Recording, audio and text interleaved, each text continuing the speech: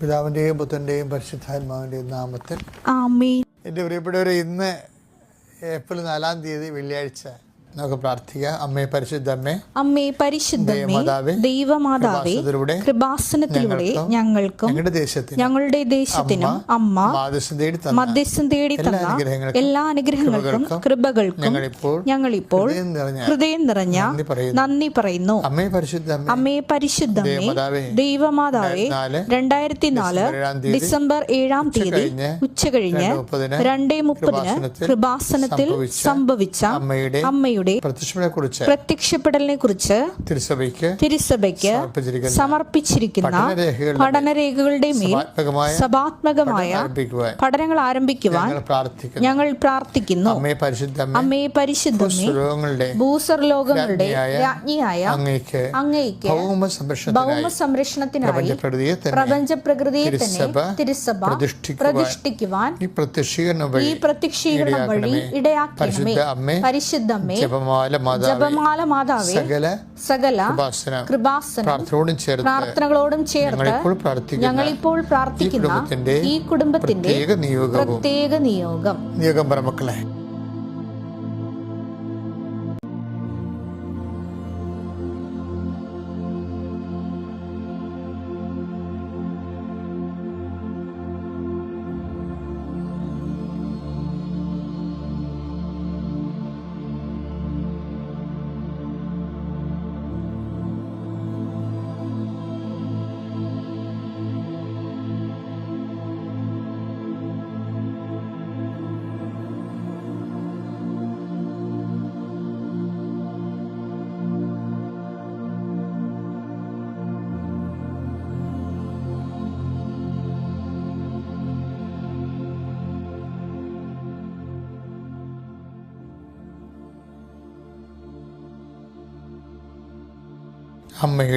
അമ്മയുടെ പ്രത്യക്ഷീകരണത്തിന്റെ ഈ അനുഗ്രഹവേളയിൽ ഞങ്ങൾക്ക് സാധിച്ചു തരുവാൻ കനിയണമേ.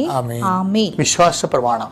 സർവശക്തനായ പിതാവും ആകാശത്തിന്റെയും ഭൂമിയുടെയും സൃഷ്ടാവുമായ ദൈവത്തിൽ ഞാൻ വിശ്വസിക്കുന്നു. അവിടുത്തെ ഏകപുത്രനും ഞങ്ങളുടെ കർത്താവുമായ ഈശോമിശിഹായിലും ഞാൻ വിശ്വസിക്കുന്നു. ഈ പുത്രൻ പരിശുദ്ധാത്മാവിനാൽ ഗർഭസ്ഥനായി കന്യകാമറിയത്തിൽ നിന്ന് പിറന്ന് പൊന്തിയോസ് പീലാത്തോസിന്റെ കാലത്ത് പീഡകൾ സഹിച്ച് കുരിശിൽ തറയ്ക്കപ്പെട്ട് മരിച്ച് അടക്കപ്പെട്ട് പാതാളങ്ങളിൽ ഇറങ്ങി മരിച്ചവരുടെ ഇടയിൽ നിന്ന് 3-ാം നാൾ ഉയർത്ത് സ്വർഗത്തിലേക്ക് എഴുന്നള്ളി സർവശക്തിയുള്ള പിതാവായ ദൈവത്തിന്റെ വലതുഭാഗത്തിരിക്കുന്നു. അവിടെ നിന്ന് ജീവിക്കുന്നവരെയും മരിച്ചവരെയും വിധിക്കുവാൻ വരുമെന്നും ഞാൻ വിശ്വസിക്കുന്നു. പരിശുദ്ധാത്മാവിലും ഞാൻ വിശ്വസിക്കുന്നു. വിശുദ്ധ കത്തോലിക്കാ സഭയിലും പുണ്യവാന്മാരുടെ ഐക്യത്തിലും പാപങ്ങളുടെ മോചനത്തിലും ശരീരത്തിന്റെ ഉയർപ്പിലും നിത്യമായ ജീവിതത്തിലും ഞാൻ വിശ്വസിക്കുന്നു. ആമേൻ. സ്വർഗ്ഗസ്ഥനായ ഞങ്ങളുടെ പിതാവേ, അങ്ങയുടെ നാമം പൂജിതമാകണമേ. അങ്ങയുടെ രാജ്യം വരണമേ. അങ്ങയുടെ തിരുമനസ് സ്വർഗത്തിലെ പോലെ ഭൂമിയിലും ആകണമേ. അന്നു വേണ്ടുന്ന ആഹാരം ഇന്ന് ഞങ്ങൾക്ക് തരണമേ. ഞങ്ങളോട് തെറ്റ് ചെയ്യുന്നവരോട് ഞങ്ങൾ ക്ഷമിക്കുന്നത് പോലെ ഞങ്ങളുടെ തെറ്റുകൾ ഞങ്ങളോടും ക്ഷമിക്കണമേ. ഞങ്ങളെ പ്രലോഭനത്തിൽ ഉൾപ്പെടുത്തരുതേ, തിന്മയിൽ ഞങ്ങൾ രക്ഷിക്കണമേ. ആമേൻ. നന്മ നിറഞ്ഞ മറിയമേ, സ്വസ്തി. കർത്താവ് അങ്ങയുടെ കൂടെ സ്ത്രീകളിൽ അങ്ങ് അനുഗ്രഹിക്കപ്പെട്ടവളാകുന്നു. അങ്ങയുടെ ഉദരത്തിൻ ഫലമായി ഈശോ അനുഗ്രഹിക്കപ്പെട്ടവനാകുന്നു. പരിശുദ്ധ മറിയമേ, തമ്പുരാന്റെ അമ്മേ, പാപികളായ ഞങ്ങൾക്ക് വേണ്ടി ഇപ്പോഴും ഞങ്ങളുടെ മരണസമയത്തും തമ്പുരാനോട് അപേക്ഷിക്കണമേ. ആമേൻ. കർത്താവിന്റെ ഉന്നതമായ നാമത്തിന് സ്തോത്രം ചെയ്യുന്നു. കർത്താവിന്റെ വിശുദ്ധ പൗരോഹിത്യത്തെ മഹത്വപ്പെടുത്തണമേ. കർത്താവ് സഭയിലുള്ള സാന്നിധ്യം പ്രകടമാക്കണമേ. 39 കൊല്ലം ഞാൻ അർപ്പിച്ച കുർബാനയുടെ യോഗ്യതയാണ്. കൃപാസാൽത്താരെ ജീവനോടെ പ്രത്യക്ഷപ്പെട്ട പരിശുദ്ധ അമ്മയുടെ പ്രത്യക്ഷീകരണത്തിൻ്റെ അടിസ്ഥാനത്തിൽ കൃപാസാൽത്താർ നടന്നിട്ടുള്ള 10,000-കണക്കിന് ആരാധശക്തിയാൽ കൃപാസ അഖണ്ഡ ലക്ഷങ്ങൾ പങ്കെടുത്ത് പ്രാർത്ഥിച്ച അഖണ്ഡ ജപമാരുടെ ശക്തിയാൽ ഞാൻ അങ്ങയുടെ ജനത്തെ ആശീർവദിക്കുന്നു. ഈ പ്രഭാതത്തിലെ ആരെല്ലാം മനസ്സ് തളർന്നിട്ടുണ്ടോ അവർക്കെല്ലാം ഈ ആശീർവാദം അവരെ ബലപ്പെടുത്തണമെന്ന് പ്രാർത്ഥിക്കുന്നു. ആരുടെ ശരീരം രോഗങ്ങൾ കൊണ്ട് തളർന്നിട്ടുണ്ടോ അവരെല്ലാം ഈ ആശീർവാദം ശരീരത്തെ ബലപ്പെടുത്തണമെന്ന് പ്രാർത്ഥിക്കുന്നു. നിൻ്റെ പോരായ്മകൾ പരിഹരിക്കാൻ നിൻ്റെ എല്ലാത്തിനും പോകുന്ന നിൻ്റെ ദൈവം നിൻ്റെ കൂടെ ഉണ്ടാകട്ടെ എന്ന് പ്രാർത്ഥിക്കുന്നു. എല്ലാ വിശുദ്ധന്മാരെ, മാലാഖമാരെ, സാക്ഷികളെ നിനക്ക് വേണ്ടിയാണ് പ്രാർത്ഥിക്കുന്നത്. ആരാണോ ഈ പ്രാർത്ഥനയിൽ പങ്കെടുക്കുന്നത് അവരെല്ലാം അവർക്കെല്ലാം വേണ്ടി മധ്യസ്ഥമാകാൻ വേണ്ടി പ്രധാന മധ്യസ്ഥ പരിശുദ്ധ അമ്മയുടെ മാധ്യസ്ഥയിൽ പ്രാർത്ഥിക്കുന്നു. എൻ്റെ കർത്താവിൻ്റെ ഉന്നതമായ നാമത്തിൽ നിൻ്റെ യാത്രകളെ ആശീർവദിക്കട്ടെ. എൻ്റെ കർത്താവ് ഉന്നതമായ നാമത്തിൽ നിൻ്റെ വരുമാന മാർഗങ്ങളെ ആശീർവദിക്കട്ടെ. എൻ്റെ കർത്താവിൻ്റെ ഉന്നതമായ നാമത്തിൽ സഭയുടെ അധികാരത്തെക്കുറിച്ചിൻ്റെ അടയാളത്തിൽ ദൈവത്തിൻ്റെ ശക്തിയാൽ നിൻ്റെ ഓരോ നടപടികളെയും കർത്താവ് ആശീർവദിക്കട്ടെ. നിന്നോട് സംസാരിക്കുന്നവരെ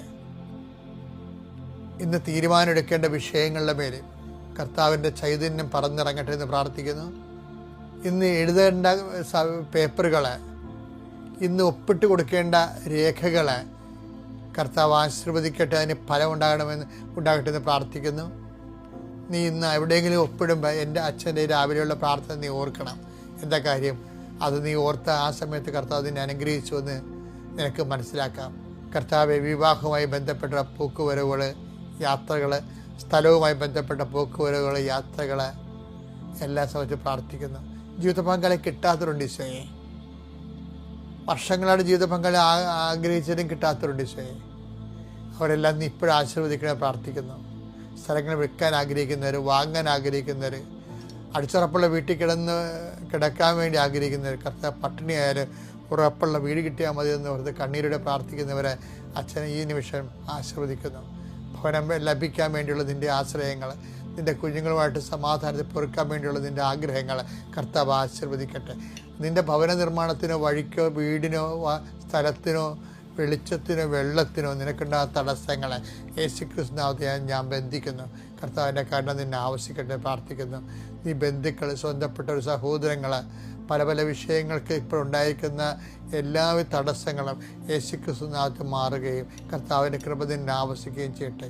എൻ്റെ കർത്താവിൻ്റെ ഉന്നതമായ നാമത്തിൽ നീ ഇന്ന് തിരിച്ചു വരും. നിൻ്റെ എല്ലാ ഉദ്യമങ്ങളും ഉത്തരവാദിത്തം പൂർത്തിയാക്കിക്കൊണ്ട് രാത്രി നീ തിരിച്ചെത്തുന്നതുവരെ കർത്താവ് നിൻ്റെ കൂടെ നിൻ്റെ വലത്തും ഇടത്തും വീട്ടിലും വഴിയിലും ജലത്തിലും കരയിലും മുകളിലും ഹൃദയത്തിലും തിരിച്ച് കർത്താവിൻ്റെ ചൈതന്യം നിറഞ്ഞു നിൽക്കട്ടെ.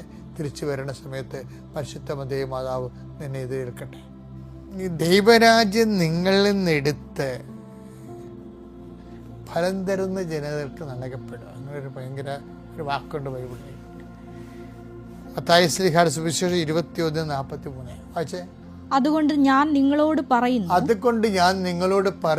ദൈവരാജ്യം നിങ്ങളിൽ നിന്ന് എടുത്ത് ഫലം പുറപ്പെടുവിക്കുന്ന ജനതയ്ക്ക് നൽകപ്പെടും.